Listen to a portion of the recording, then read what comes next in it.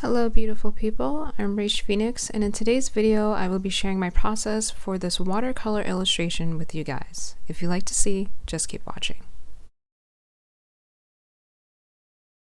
I'm starting off with a blue colored pencil drawing.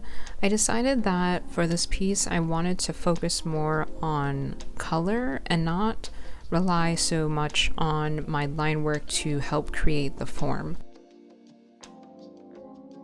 I'm drawing Tiffany Jones because she is an incredibly talented makeup artist. I'm always inspired by her looks, and she recently posted this photo on Instagram that I absolutely fell in love with.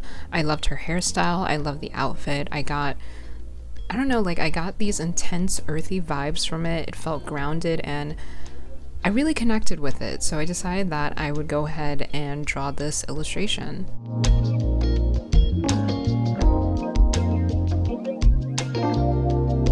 I'm starting off with putting very light color washes of the complexion first. I would say that I think that at first my approach for this was to focus more on color blocking, and by that I mean focusing more on the major colors that stood out to me the most. So the color of her top, the color of her skirt, the color of her hair, and then her complexion. I feel like those color blocks stood out individually on their own, and to just get the right amount of value there for each one, and then to go more into pulling out more value and structure after that. So I started with the light wash of the lightest tones in her complexion that I could see, and then from there just adding or building up more value with the colors that I had previously mixed before starting this watercolor piece.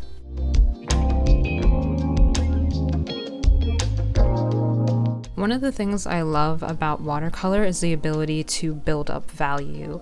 I feel like for me, even though I love digital illustration and that's my main girl, that's the main one, traditional work is very relaxing for me. It kind of gives me a moment to just be present more.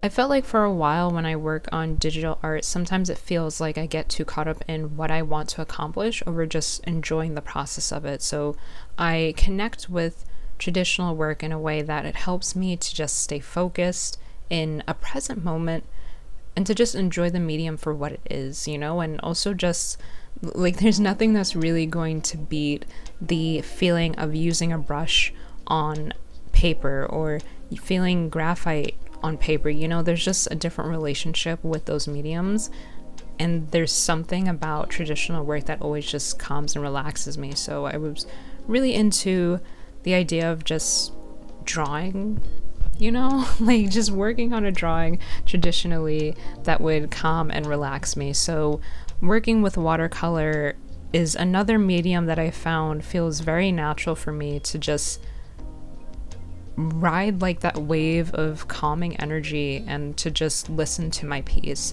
So with the ability of watercolor to build up value and to be also able to lift it, it's definitely a forgiving medium to me and very relaxing to work with.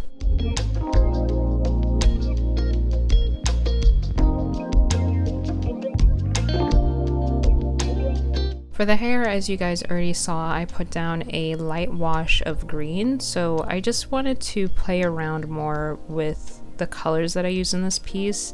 I wanted to, just kind of incorporate more colors. I didn't want it to seem very, I didn't want it to seem very basic, I guess, or straight out of the color pan that I'm using, so to speak. I wanted to incorporate more colors that would kind of push the color palette overall of this piece. So adding the green to the hair I thought would be kind of a fun way to push other colors into the color palette and to also have something a little bit more exciting peeking through these dark, rich locks that she has.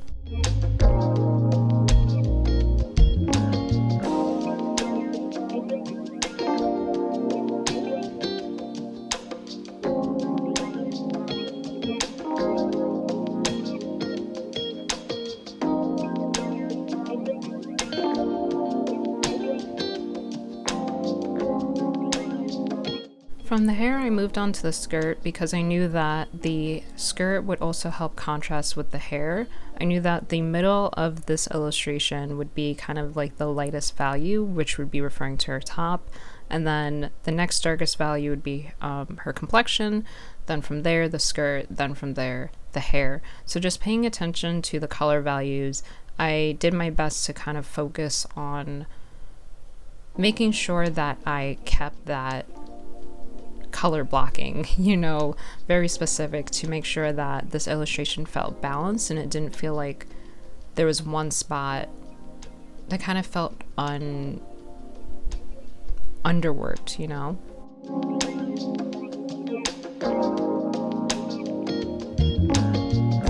So I'm just going in, I added of course the lightest wash first, and then from there I'm pushing and pulling the values, like just paying attention to where I want the deepest shadows in the skirt and where I can put midtones and the highlights.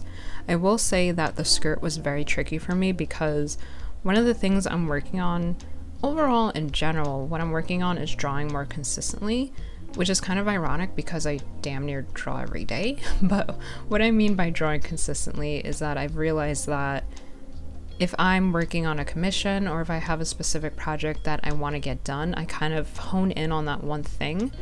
But the problem with that is that I start to, there's a lot of potential for me to get caught up in that one piece and the problem solving of that piece. And it creates these little hiccups in my ability to just create. And when I have those hiccups, I'm noticing that I kind of fall off from being able to just listen to myself as an artist, because what becomes more consistent is the areas in which I question myself or I question my ability to finish something in the way that I may want it to be done.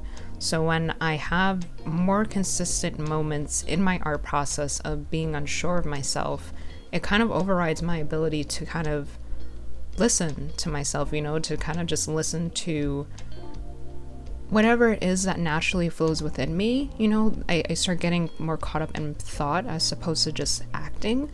So that's why I decided to work on this piece and to just create from a space that felt like it involved less thought. So that's one of the things I'm working on, just drawing more consistently on smaller projects, more specifically, to just draw smaller projects, to work on little things that I can accomplish that don't feel so daunting, because I do have a habit of getting caught up in the detail I want to add, the colors I want, and sometimes that's the thing that kind of holds me back, that part of me that tells me I have to do something a specific way to make it look a certain way. And once I don't know how to do that, like, I kind of get caught up in this confused fog of not really creating as consistently as I would like to.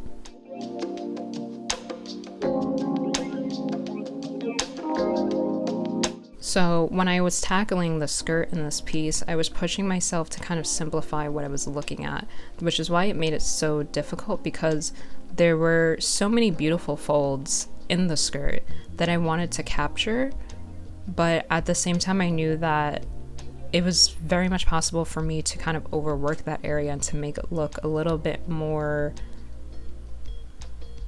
I don't know how to really say it, to make it look a little bit more overworked than what it needed to be.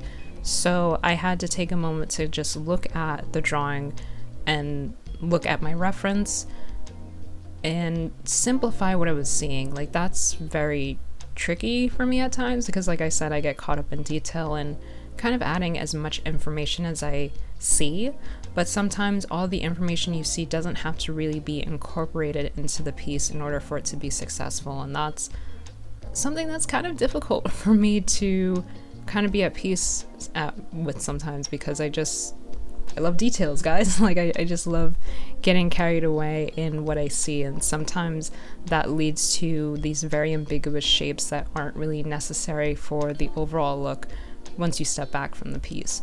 So pushing myself to simplify the skirt was tricky, you know, but I think in the end I kind of still ended up with something, referring to the skirt, I think I ended up with something that was pretty, like, it did what it had to do.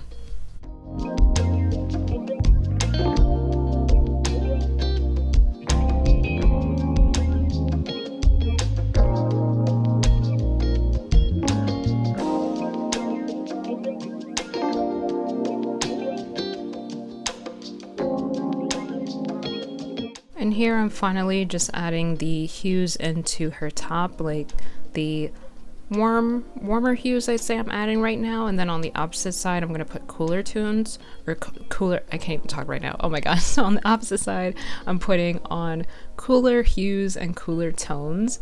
So one of the things that I realized while working on this is that I have this habit of sticking with a particular color and not really pushing the value or the hue of it depending on where I am at the piece, and that's something that affects me both digitally and traditionally, and I'm trying to break that habit.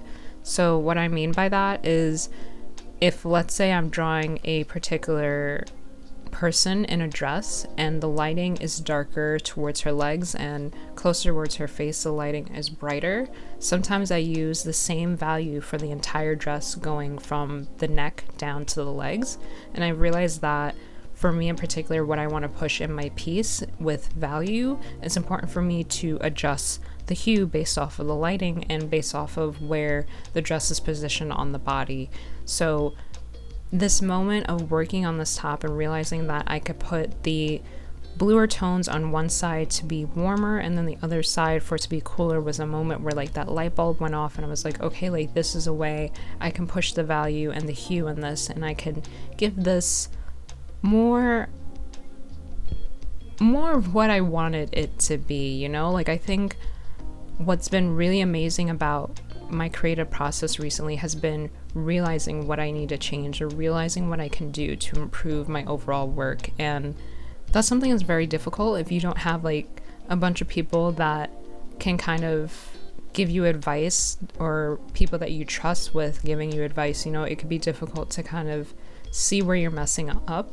But lately, or maybe could be keeping yourself in a box, maybe it's not so much messing up, but if you know deep down there's a part of you that you want to change when it comes to your creative process, it can be difficult if you don't have some type of person there, you know, to help you see where you're making a specific error. And it's been really amazing for me to look at my process and be like, okay, this is what I want to get better at, and then to dive a little deeper and be like, okay, where am I not seeing this in my work? Where can I push certain things? Like, where can I change my process to get to where I want to be, and to finally have a moment of, okay, these are the things I need to teach myself, or this is the area where I can learn.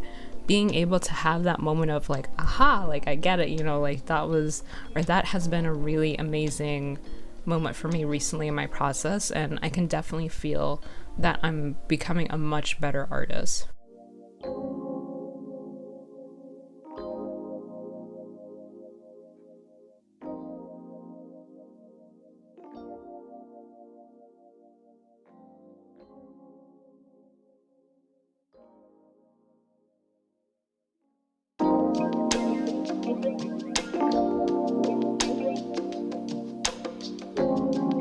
So as I stated before, I already knew that her hair and her skirt were going to be part of the deepest valued areas of this piece. So right now I'm just going back in and adding more of a deeper, rich value to the skirt, because I felt like in comparison to every other area where I've already worked on, it wasn't quite where I needed it to be yet. So I'm just going back in, pushing the values more, going back into the neck and other parts of her body, and just seeing where I can add that deeper value to add more shape and form to the overall look of this piece.